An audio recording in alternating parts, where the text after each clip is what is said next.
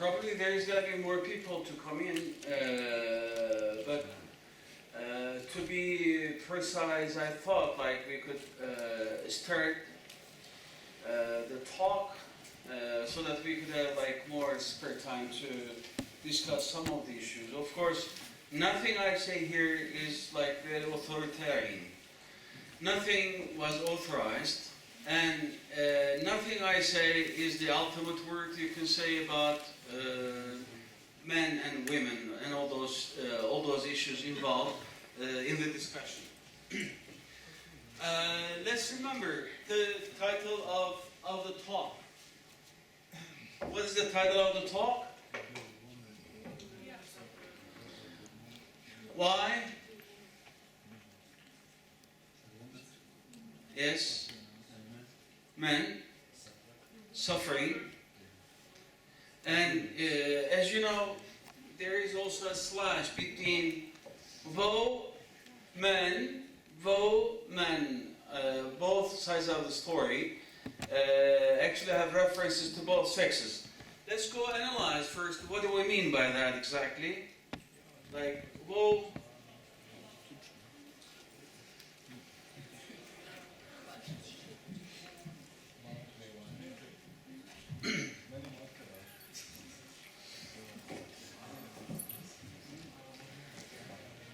How do you pronounce this word?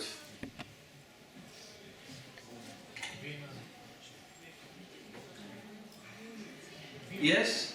There was a spelling bee contest yesterday. You want to exercise a bit?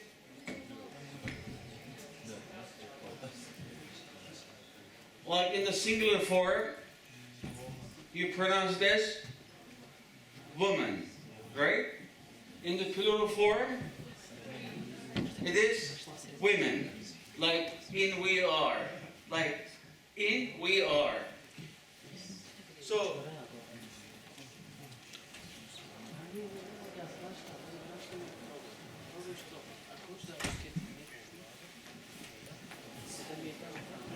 this is how you go with it actually. the secret, the secret about the talk is relegated to the discussion of women as we men suffer because of we men or women.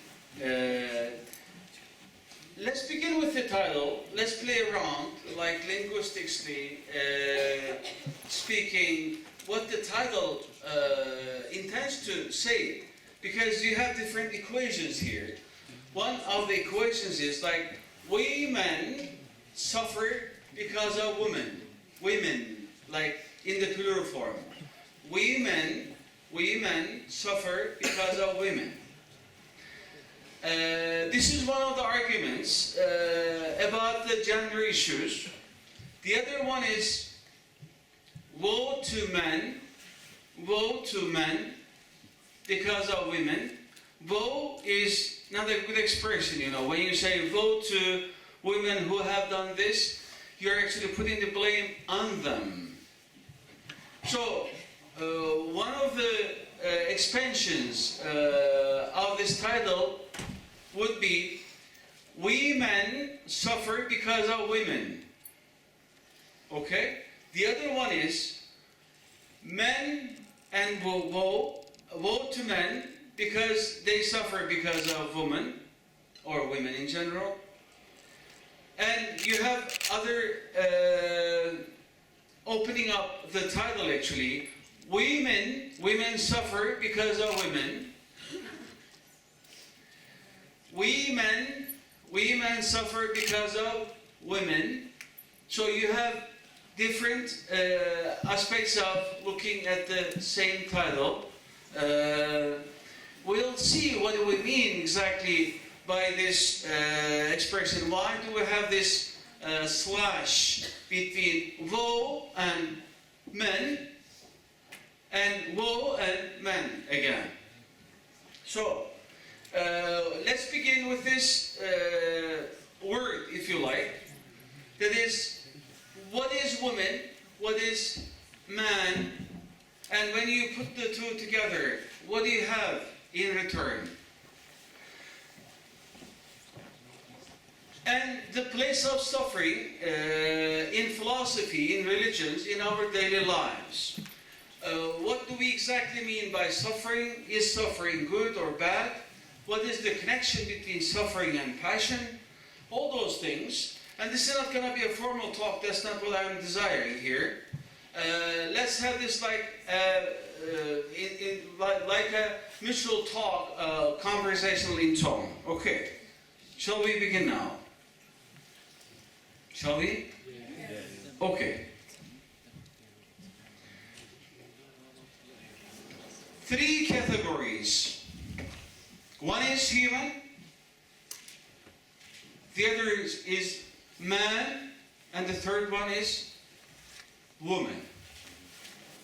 So, you don't have, as you can see, human in plural form. Have you ever seen that? Human. Like,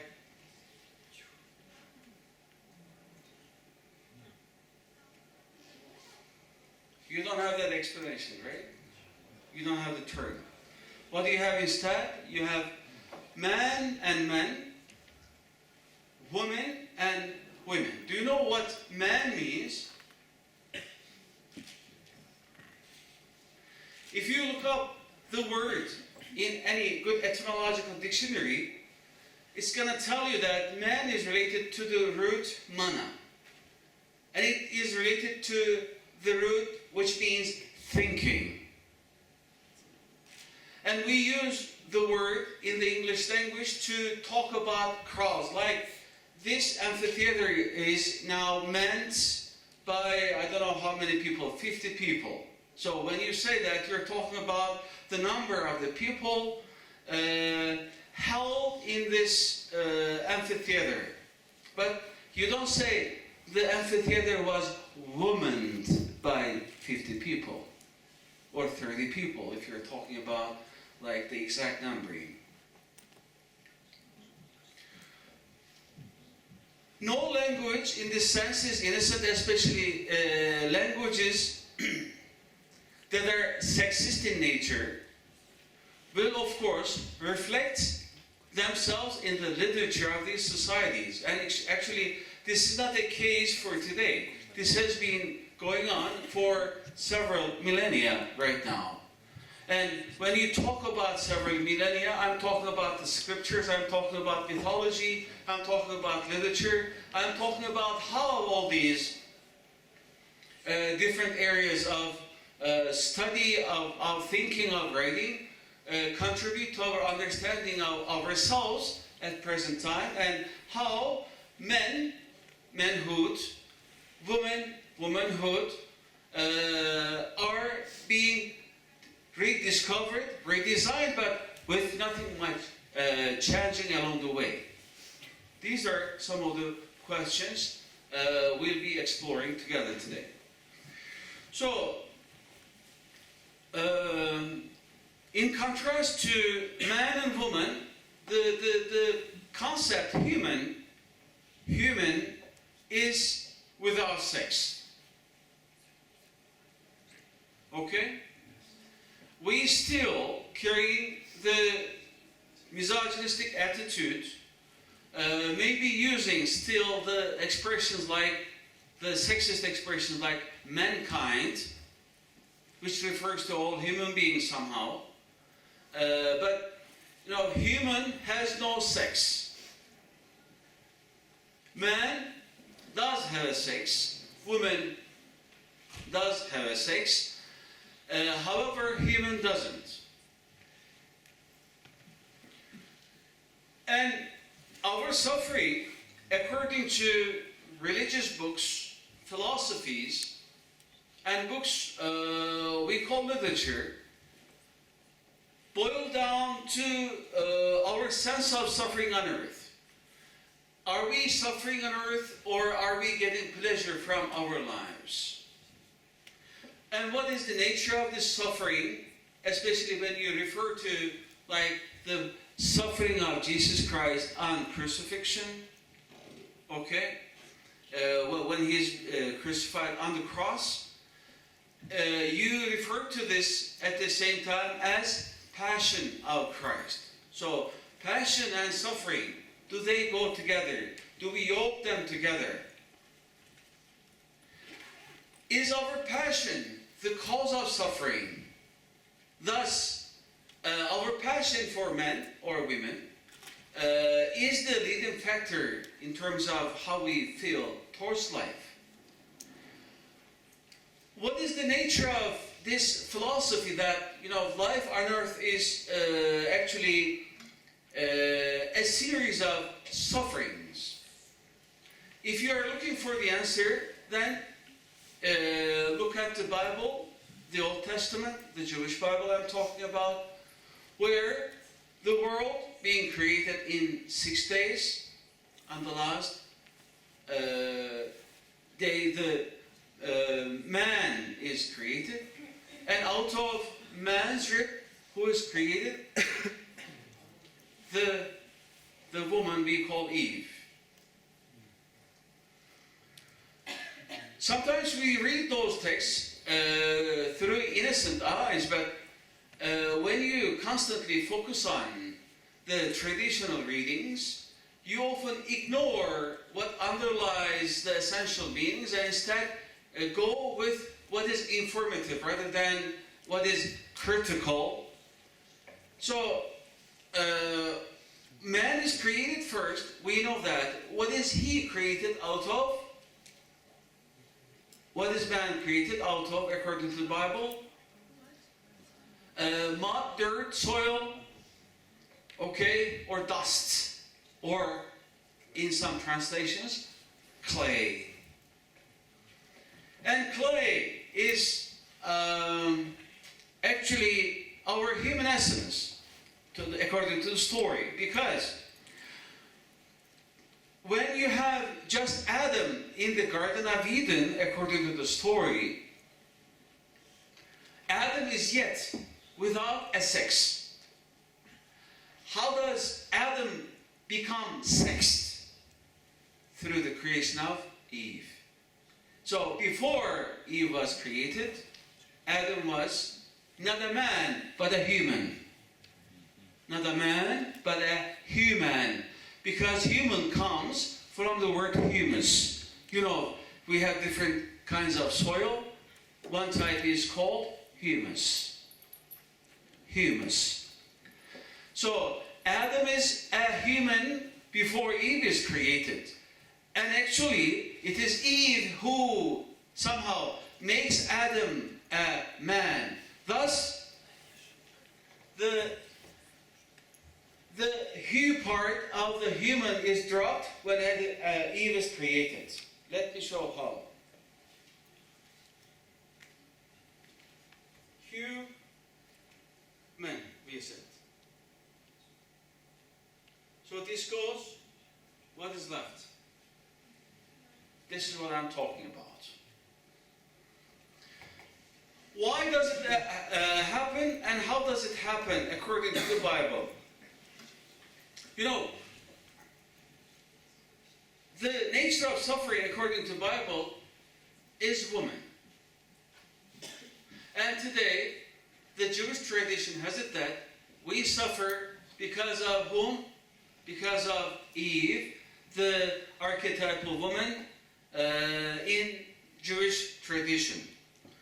But, the Jewish tradition also has another story connected to Lilith. Lilith. You don't hear the name of Lilith in the biblical story, though. It exists in the Jewish folklore. And according to this folklore tradition, before Eve was created, there was a woman called Lilith. And Lilith disobeyed Adam owing to some position in the bedroom. Therefore, Adam was unhappy with her, and she was expelled from paradise before Eve was created. But let me put it again. Eve, according to the Bible, is there in the story of Genesis creation. But you don't have Lilith in the story of creation. It is part of the Jewish folklore. And Lilith has been, in history, a figure of fright, a figure of scare. And when mothers wanted to train their kids, they often referred to Lilith. If they're not behaving well, then, they came up with this idea, then they might give them to Lilith. You remember the story. Sometimes parents give the kids to the police, sometimes the doctors are points of fright. And in this case, you have Lilith. Where does the name come from? Lilith comes from Layl, actually, night. And that means death. So Lilith turns out to be a figure of death. And interestingly,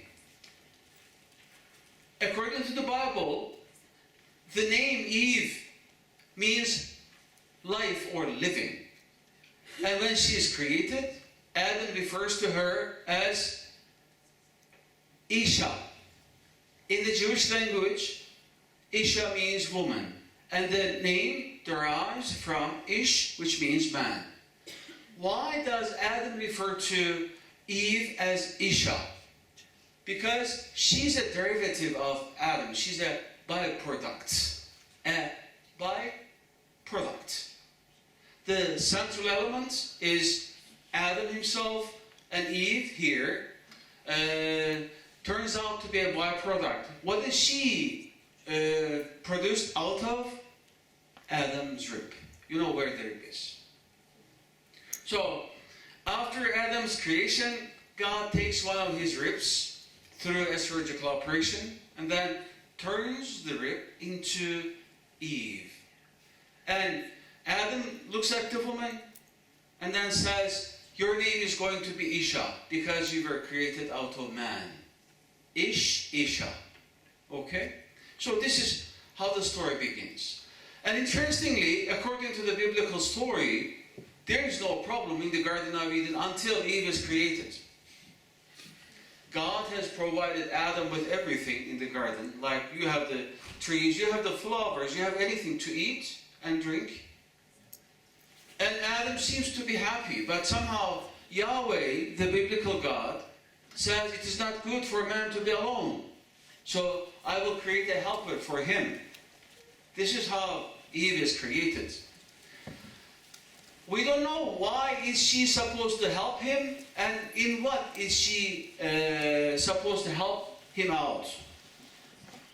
But the way Yahweh looks at Adam is like the perspective of a bus running a farm. In fact, when Yahweh creates man, Adam in this case, he says he created man and placed him in the garden to till it, to the farming and keep it, thus take care of it. But the biblical editor forgets one important element here. In the story of Genesis, you're talking about the Garden of Eden. And in the garden you have everything. There is actually no economics in the garden. Because when you talk about economics, we have professors of economy here. They can probably come up with better ideas. I'm just a literature person. You know, economy is about production and distribution and like giving and taking process. Like to simplify the case. I don't know whether I'm like telling you the correct thing. You are looking from supply side. Yeah, from the supply side. In terms of demand, there is no demand either here. There is no demand here. Because Adam doesn't want anything here. God provides him, Yahweh provides him with a woman, literally speaking. And she's supposed to help him. How does she help him out? Now, let's remember this. Until Eve is created, man, Adam, was a human. When she is created, he is now a man. Okay? it is Eve who sexes Adam and turns him from human to man. But it doesn't end, the story doesn't end there, of course. The Jewish tradition has it that we suffer. Why do we suffer? Because, I mean, you're talking about an agrarian society, and especially considering the primitive times in human history, and how difficult farming was. You often, like while farming, plowing the land, and then sowing the seed, and then harvesting and all that stuff, you, of course, encounter animals in the soil as you do your farming. And especially in the Middle East, you have like very powerful snakes.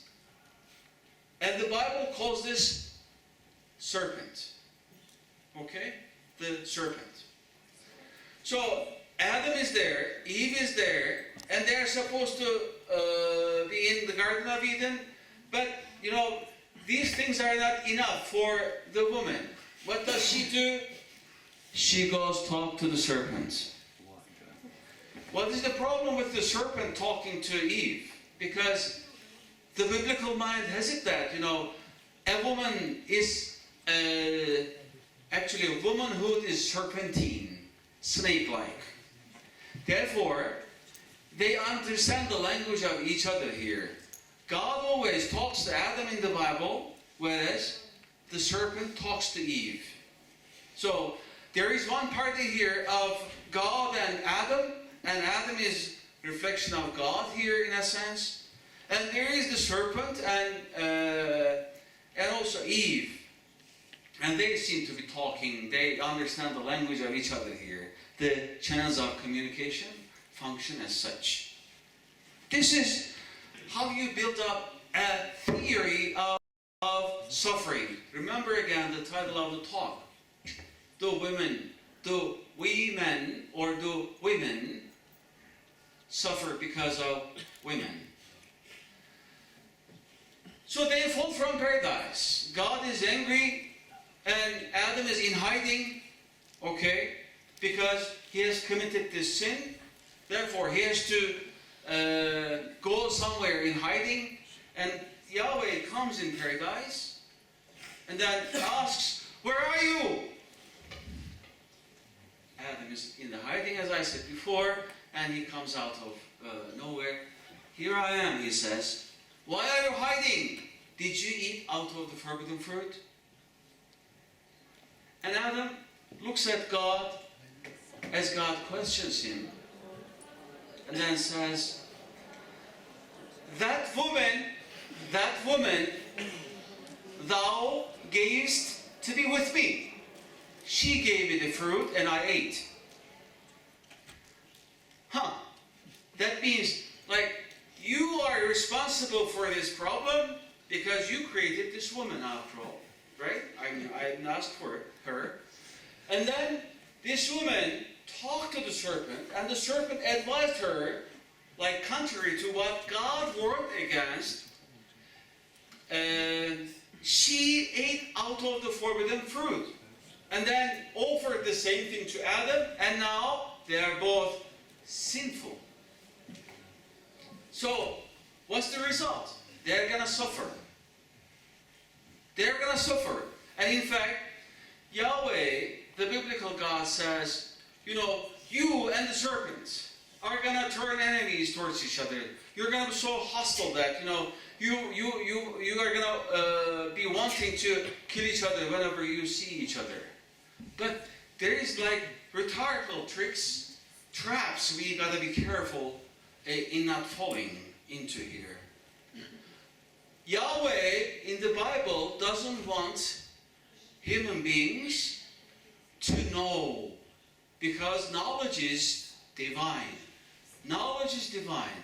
And remember, the two trees God forbids you to eat out of are, one, the tree of knowledge of good and evil, and the other one is the tree of living. The tree of living. So when they eat out of the forbidden fruit, this fruit is the tree of knowledge of good and evil. So human beings in paradise are not supposed to know what is good and what is bad. Because it makes them at least like semi-divine or demigods. If they catch hold of the other tree, this time, Yahweh panics in the Bible. You can see that.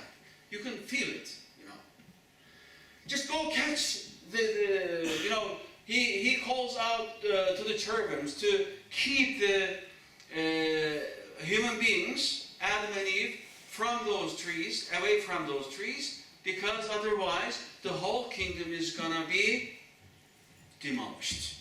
This is the point here. Now, judging from this story, the Jewish theology has based itself on the idea of suffering. Why are we suffering on earth? Because earlier there was a time we were in the Garden of Eden. By the way, where is the Garden of Eden as described in the Bible? Do you know where the garden is? Partly and actually mainly in Turkey, yes. According to the Bible, there are 4 rivers running through the Garden of Eden. Which rivers are we talking about? Let me remind you, do we have Turkish guys here? Tigris is one of them. Euphrates is another. Okay? That is Dicle, Frat, and those areas. And actually the biblical editor gives you a description of the southeastern part of Turkey. The land of Canaan. The so-called Promised Land. Okay? The Promised Land. Today, partly that area is called Haran, and it is essentially Mesopotamia. You know what Mesopotamia means? Yes. Like in between 2 rivers. In between 2 rivers. So, this is the whole thing. So, if you don't literally read these stories and go penetrate into the rhetorical part and the semantics of the story, you're coming up with a certain ideology here. For one thing, this land is paradisal, and the other thing is we suffer currently because we were expelled from paradise and we were not supposed to do anything in paradise. Now we have to work to take care of ourselves, of our families. Why? I mean, to top it all, we also die, remember? And Sirach 8-9, you have this explanation for the whole thing. Because of a woman, we all die. Who is that woman, by the way? Let's remember, Eve. And what does Eve mean? Living. So instead of a symbolic reading, the Jewish tradition has turned this into a hatred of woman. We call this gynophobia or gynophobia or misogyny. And today, Jewish men still pray God for not having created them as women. Why? Because they're what lies at the heart of all these problems. So, this is that suffering. Now comes the other tradition here of the Christian Bible. Jesus. Each religion has a certain answer to a certain question in human history. Like they want to respond to a certain human problem. What is the problem here in the Jewish tradition? We all die because we are sinful. Why? Because of this woman. Now Jesus Christ comes up and says, I'm going to die for you guys so that you would be relieved of, purged out of all your sins. I die so that you wouldn't die. But wait until the next world, because there is where I'm going to be reigning, I'm going to be ruling. I cannot do anything right now because there's Roman rulers and Jewish scholars always trying to trap me. This is how the Gospels explain to you the nature of this problem. But the response Christianity gives to the Jewish question of womanhood is exactly like that. Yes, you are sinful. You have, damn it, sinned. But I'm going to purge you out of all your sins, and you won't be suffering for them. Why? Because God. Who is God? The Father of Jesus Christ. Jesus always says that, you know. Especially in the two Gospels, Jesus focuses on his divine essence. Not all of them, but especially in the two of them. And he says, my Father has sent me to sacrifice me for your sins. So, unlike Abraham, who has left the job halfway through, not sacrificing Isaac, okay? God is going to sacrifice me for your own sins. And remember, sin in the Judeo-Christian tradition is genetically transmitted. Genetically transmitted. You don't choose to sin. You are sinful from the very beginning. Whatever you do, it doesn't matter. So, you're sinful from birth. This is the case. So, Jesus, when we talk about Jesus within this tradition, you're talking about Jesus as passion. And passion means suffering, remember? That's why the suffering of Jesus or passion of Christ are used synonymously, those expressions. Now, let's go back again to the Greco-Roman tradition of suffering. You know, in the Bible, God creates man in his own image. This is what he says. And let me quote it verbatim. And God created a man in his own image. In his own image, he created them. Male and female, he created them. This is what Genesis tells you. The Greeks did the other way around. The Greeks created their gods in their own image this time. What do we mean by that? There is nature. Nature gives birth to gods. And the Greek gods are actually representative of Greek tribes. And these tribes should get united so that they could create this Greek civilization. And how does that happen? Gaia is the mother, and Gaia gives birth to her husband. Later, there is a conflict going on, and then Uranus comes in. There is that fight, and Cronus dominates the father in cooperation with the mother Gaia, which is chaos. And then you have Zeus coming to the history scene, and now uniting all the Greeks. How does he do it? He undermines Cronus, which is time.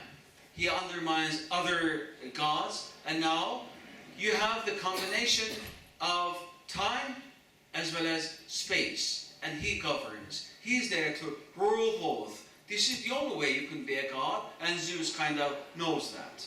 And now he is the ruler. But interestingly, the problem of evil appears in the tradition, again, through another woman. What is that woman's name? Pandora. Pan means like uniting, you know. Pan means uniting. So how does Pandora turn out to be a representative of evil? She has this basket, and gods in ancient Greece love to play with humans. They sometimes give you gifts, but they also know how to neutralize them or turn those abilities against the human beings provided with. And she opens the basket, and then all the evils spread all over the world. And this is how you have sin and suffering on earth. Why? Because this woman, again, remember, Pandora is responsible for that. That's why you suffer. Let's move on in centuries. By the way, if you have questions, like we can discuss those as well. So we have covered so far Pandora and Eve. Yes, please. What's the status of women and men in terms of Judaism, Christianism, and Islam? Do you see a trend, the evolutionary trend, or some contradictions you can track from there? In the Jewish Bible, man is supposed to be like a farm hand. This is what the text tells you. And a woman is a helper. In the Christian Bible, there is no place for man on this earth. After all, you go for it. That is like you take for granted the fact that you're going to be suffering. Jesus always promises a world beyond this world where human beings will not suffer. People come to him, ask him questions, and Jesus tells them parables on and on and on. Interestingly, the disciples never understand Jesus. Jesus has to chime in and then, decode his parables, because Jesus is afraid that, the Jewish scholars and Roman soldiers are going to trap him. And as for the Quranic tradition, I am not saying Islamic tradition, or we should distinguish maybe between the Islamic and the Muslimic traditions here. There is no misogyny or gynophobia in the Islamic tradition, but is there any in the Muslim way? I think yes. But those two traditions, and actually the three traditions, I'm now talking about the Greek and the Roman traditions. They are misogynistic because they are patriarchal. And when you talk about patriarchy, you're talking about rule of the father. And this father doesn't necessarily mean the figure had as a male figure. The patriarchal system can be economics. Patriarchal system is like warlike, because it is associated with men, and men as father. In the Islamic tradition, let me talk about the story of creation in the Quran, for instance. You have in the Quran the story of creation, and before insan is created, according to the Quran, God announces this decision to the angels in his presence. And angels ask him, why are you going to create insan, who will shed blood, and who will create chaos on earth? God says, I know better than you do, guys. And all the angels, according to the Quran, Surah Al-Hijra, and some are apparently in Surah Al-Baqarah, and several surahs actually kind of touch on the same thing with immediate references and then move on. Adam is created, is created, and then God asks all the angels to fall prostrate before Adam, right? Go make sajda before Adam. All the angels make sajda before Adam, except for Iblis, the Quran says. Iblis. And God asks Iblis, why have you not made sajda? And the answer is actually, the Iblis is not lying. The Iblis says, you have created me out of light, and man out of dirt or clay. So I am kind of superior to insan. Why should I kind of bow or make sajda before him? So God considers in the Islamic tradition man as his khalif on earth, his shadow on earth. And despite the opposition from the angels, God goes ahead to create insan. And insan, some people say, is related to the root nesaya, the tertiary form, But I believe it is more like related to unsiyet, which is like a concept of relativity, like sort of kinship, so to say. What is man kin or insan kin to or related to? God. And here in this case again, before Hawa is created, Adam is without a sex. He is a human. He is a human. Then with the creation of Eve, he comes down the line to become a man. But Eve is, in the Quranic tradition, Hawa in the Quranic tradition is created out of Adam's nafs, which means, in the best way, Adam would love to see her, or in the way Adam would love her. I don't know whether this is the answer to your question. Actually, what you said, the sacrification of Jesus for man's sins. Do you mean the repentance of God created something like that? I understand the question. The conflict you observe there is not related to what I'm talking. It is related to the Christian theology. Because, if Jesus is sent by God the Father as the Son, sacrificial Son, prodigal Son, to die for human beings, then Jesus has to take that for granted. But picture to yourself that moment when Jesus is like dying, suffering on the cross. And he goes, like cries out, "Oh God, God, why have you forsaken me? Eli, Eli, lima sabachthani? Eli, Eli, lima sabachthani?" That means, why have you forsaken me, forgotten me, or sacrificed me? So the word means all those things. And you are left like with questions. I mean, this is your mission, man. This is your mission, to die on the cross. And then why would you accuse God of leaving you alone on the cross? Because this is where your mission is supposed to lead you. But deep down, in this theology is remembrance of that Abrahamic story of sacrifice, where Abraham leaves the job halfway through. Remember, he's about to sacrifice his son. So God becomes here like Abraham. Okay? And now sacrifices his own son, Jesus Christ, for human beings. Yeah. Any other questions?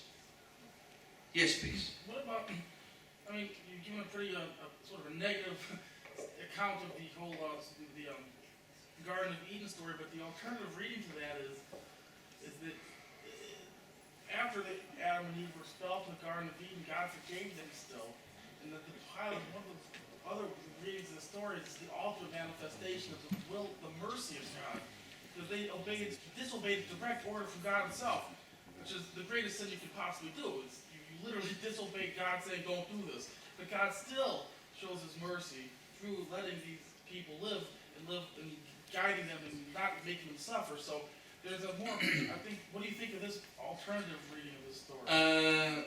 This reading is not my own reading, above all. This reading is there because the text is talking through those meanings. Another alternative reading would be, like if you're talking about woman as the source of suffering, you would be thinking also of woman in terms of giving light to you through the story of tree of knowledge of good and evil. So knowledge comes with woman would be the alternative story, okay? And civilization is going to be based on knowledge as well, of birth as well, regeneration as well. But this is not the dominant view here. And about that forgiveness, you don't have this specific thing. God doesn't go for, that's the Islamic version. That's the Islamic version. We are not supposed to confuse the two stories here. God sends these guys down to the earth to ultimately suffer. In the Islamic version of the story of creation, you have Adam accepting this sin, and however not scapegoating Eve, because ظَلَمْنَا أَنفُسَنَا is the expression there. Oh God, forgive us, we have wronged ourselves. This is what the Quran tells you. And the Quranic view has it that actually the sense of hijrah, departure, the essential departure is from God. The second departure is from Eden. The third departure is from Eve, Hawa. And the fourth departure is from the mother as Hawa as mother. So you have actually the story of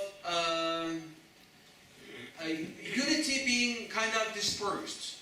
How do you get united? Only by going back to the original state of existence, where God and man, God and humans were sharing the same realm, ontological realm. Okay? Any other questions? Shall I move on or stop here? Yes, please. Beside the story of Adam and Eve, what do you think about Charles Darwin's theory? Like he was mentioning, as we humans are monkeys. I mean, people have focused too much on Darwinian understanding of human biology. I am interested in the ideological story of evolution, actually. What Darwin has does, like quasi-scientifically, is actually to prove and justify and legitimize something very important in the 19th century. That is, the Brits were colonizing the world, and they were doing it, at the cost of eradicating the local populations. So Darwin, in a sense, drawing on biology, drawing on the natural aspects of this process, has scientifically formulated that, yes, these people die and they deserve to die. Look at nature. This is what's happening. So this is imitation of nature. This is imitation of nature. So all Darwinian theory, I'm not interested in the biology of the caves. I am interested in the ideology of Darwinian evolutionism. And what he does essentially is justify, legitimize the colonization process of the Brits.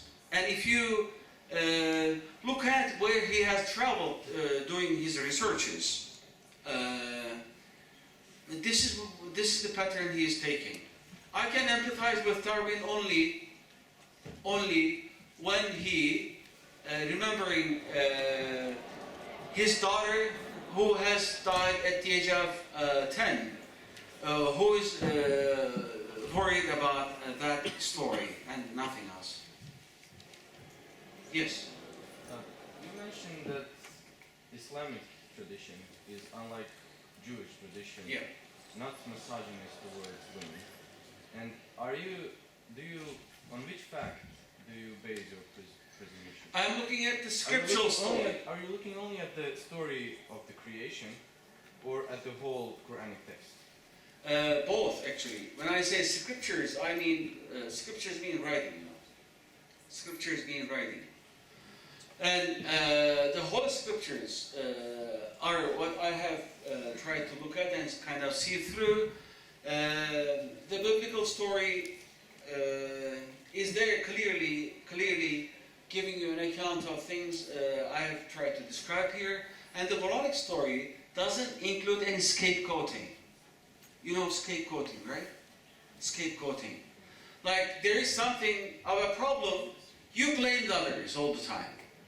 You have failed, this goddamn professor is to blame, Or if there is problems in this country, it is the politicians all the time.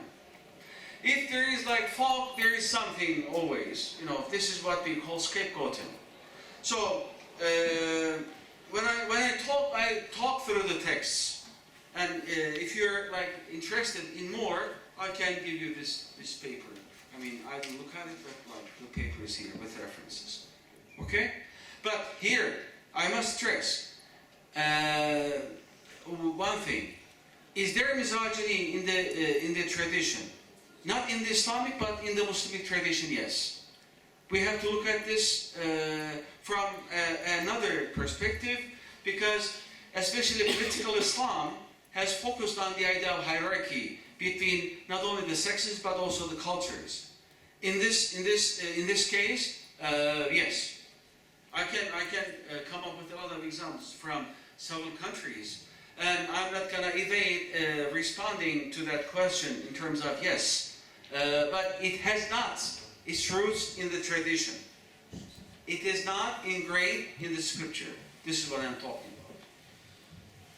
You understand what I mean? Yes, I do understand, but when we see the practical application of Islam in today's world, That's why I said Muslim. we must think about from where do these Muslims take their beliefs? They must base their beliefs on something, and it's Yeah. is it the scripture? Yeah. The scriptures are not what people come up with all the time. There is only one ayah which these people can use in terms of male and female relationship. الرجال قوامون على النساء. And some people take this to be like a case of superiority or inferiority between man and woman. But and also in terms of like veiling or scarf. You know, look at Surah Al-Nur 30, ayat 30, which God tells you, where God tells you to, like as men, referring to men, like addressing to men, you have to veil your eyes. That means you are supposed to desex your looks. Do you understand what I mean? Then comes the following ayah, which talks about women covering their heads. So, scriptures, if you're talking about scriptures, there are two essential elements in the Islamic tradition. One is the Quran, okay? And the other is how the Prophet has interpreted the Quran and has turned the Quran a storyline of his own personal life. And if you look at his relationships with his wives, you can clearly see that. The Prophet was not only a prophet, he was also a lover. You know, he loved his wife Khadija, and he didn't marry any other woman until she died. So this tells you something, okay? But why doesn't Jesus marry after all? That's another question. Yeah. Questions? Yes, please. Miss. Be more precise about the Quranic scriptures. What about the roles in the family, man and woman? Isn't there, I mean, what the student was saying, isn't there a little more? The Quran considers man a blanket for women and vice versa. There is no clear-cut sense of superiority in the tradition. There is no subjugation in the sense. Subjugation of women in the Muslim countries is a result of subjugation of Muslims, men and women, vis-a-vis colonization. Vis-a-vis colonization. But it's a long story. It's a long story. It's a different story.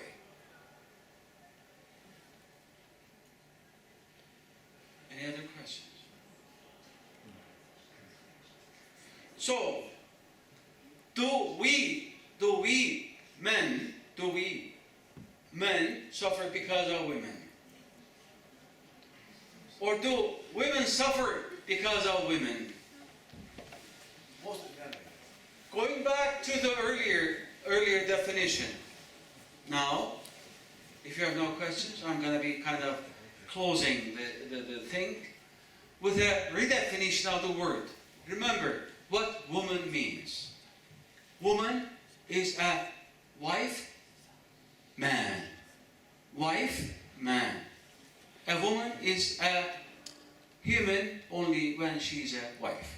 This is what the English language tells you. And actually this is a reminder of something in the Greek tradition where Aristotle calls woman, like defining woman, says a woman is an imperfect man.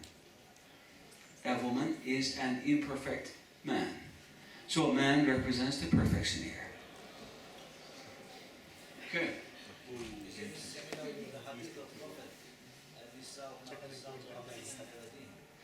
I think this is one of the references some of the gynophobia use. If you look at the life of the Prophet, it is the textual illustration of how the Islamic tradition is actually looking at the case. I don't think he has had any hierarchical relationship with his wives, neither with Khadija nor with the other wives, and Aisha on top of them all. And you mentioned insan. Insan in Arabic does not come from Muslim. Insan, From Nesyan. Ibn Abbas says, Al-insan summi al-insan min al-Nesyan. Because we have forgotten what we have promised him in Qalu Bela. Our souls were that's the interpretation. That's the interpretation I don't agree with. Who forgets what here? But if you're talking about like the God's relationship to human, like even before he's Adam, he's a man, you can clearly see that there is a kind of relativity, because man is supposed to be the shadow of God on earth, like a small miniature, like microcosmos, so to say. But that word you're referring to is not a sulathi mujarrad form. It is more. But we can argue. I mean, there is two different opinions, I know. Any other questions or comments?